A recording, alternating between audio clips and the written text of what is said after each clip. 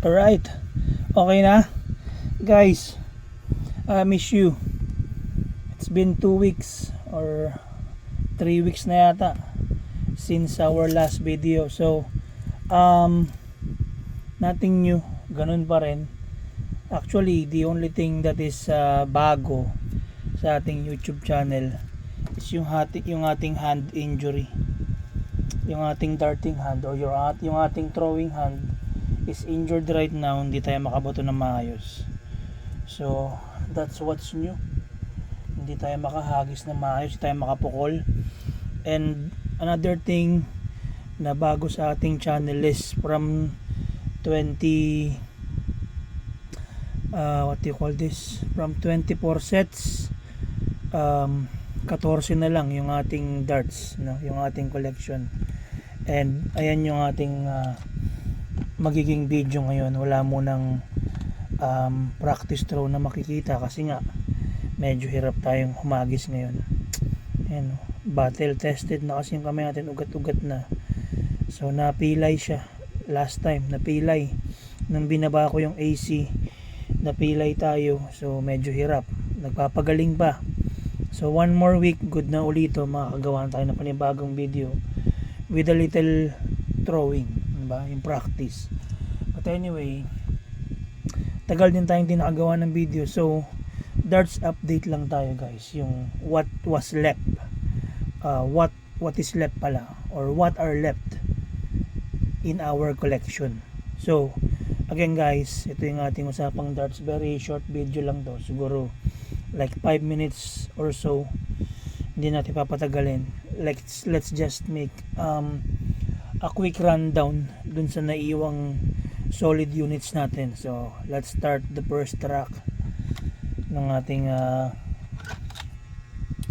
what do you call this, tackle box, no? So una, a bunch of 25 darts, yung mga ating original Harrows collection, no? So let's start with this. Ito yung ating Harrows torpedo, 25 grams. Yan, na naka designed na point. I believe mission tong point na to. Oh yan, so andyan pa rin siya, solid unit pa rin still. So we are keeping this. Itong isa, another 25 grams darts, yung ating rare darts. Ito yung unang darts ko. Syempre hindi natin papakawalan to dahil ito nga yung first 2 tungsten darts na meron tayo since we started the what do you call this, our darts journey. Ito yung ating Harrows Assassin 1990s model, bomb type siya, guys. Napakaganda, very rare na to. Itong gantong darts na to, very rare na siya. So andyan pa rin siya, hindi mawawala yan. If bibitawan natin yan, hindi natin bibitawan ng murang halaga yan dahil mahal yung darts na yan. Next up is our yung kapatid nitong Assassin, which is yung Harrows Atlantis 95 grams.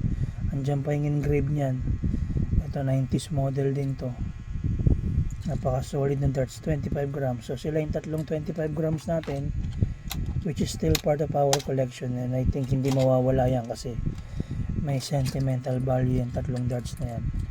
Lahat yan owned natin, binili natin yan through hard earned money. Diba, nagsisimula pa lang tayo. So nandyan yan, looking good as new, diba? Walang problema yung mga darts na yan. Solid unit yan, alagang alaga. So it will take a lot of money to dispose yung mga darts na yan. So next rack tayo, guys. Itong second rack, may 4 ng darts tayo dito. Simulan na natin kay Phil Taylor. Phil Taylor, yan. Yan yung ating Phil Taylor 23 grams. Nandyan pa rin siya. May 34mm na point, na laser point. So same setup lang din. Short siya, pass flights. Buhay pa rin siya. Next would be yung ating Zeon Darts Viper, 24 grams. May 36mm siya na point, naka-install, brand new. ito hindi pa natin nagagamit ito sa competition. So yan, buong buo pa rin, bagong bago pa rin, still part of the family. Next would be yung ating 180 Chameleon Alira. Ayan, sabi ko 5 minutes lang, mahaba na tayo. But anyway, yan, 180 Chameleon Alira with Robson Plus Flights. Ayan, 24 grams din siya. And next is yung kapatid ng ating isang Harrows Torpedo, which is the 24 grams. Ayan, nagbigay sa akin ng in-game 180 ilang beses na. Tapos nag-place din tayo dyan, second place ilang beses na, hindi pa tayo makapag-champion. So hopefully, but anyway, yan, medyo gamit na. Sabi ko nga sa inyo, battle tested na. Ayan, may mga tama na yung flights niya, but still good, okay pa rin naman siya, hindi pa rin siya pingas. So ito yung nagpasok sa atin sa Interbarangay, yung darts na yan, giving us 8-2 record, no? Yung dalawang talo natin is isa doon kay Kuya Bonnie, who is a rated darter, Bonnie Evangelista sa Comembo, pero kakampi ko siya dahil Interbarangay player din siya, at saka yun doon sa isa player ng 1 Taguig Darters. So yun lang yung dalawang talo natin nung nag-try out tayo sa Interbarangay. Those were our teammates sana, kaya lang I have to withdraw kasi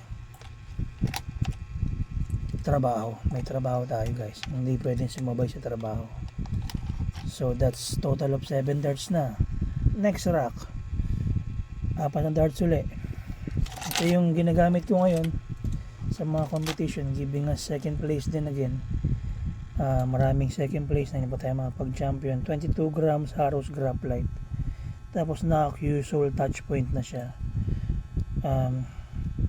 naka proper setup na rin siya. So yan, panglaban natin. Ito yung ginagamit ko ngayon mostly ng mga sinasalihan natin. Next would be yung ating brand new Chameleon Coral, 24 grams din, solid setup din siya.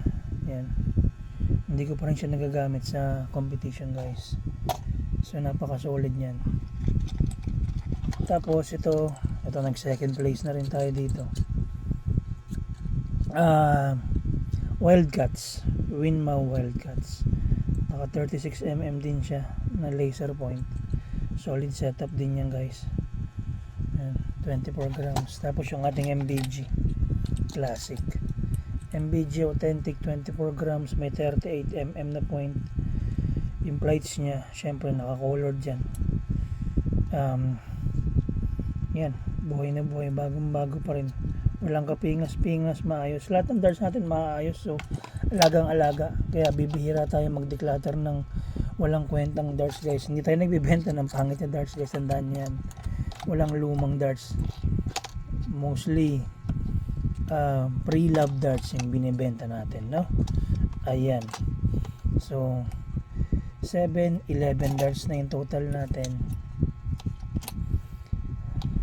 Sabi ko nga, from 24 naging 14 na lang, 10 na yung nakawala sa atin na mga solid unit din yan. Red Dragon, yung ating Adrian Lewis kumawala na, yung ating Unicorn Striker kumawala na, yung Assassin natin nawala na rin yun. So medyo nawala na sila lahat, but anyway, all goods yun.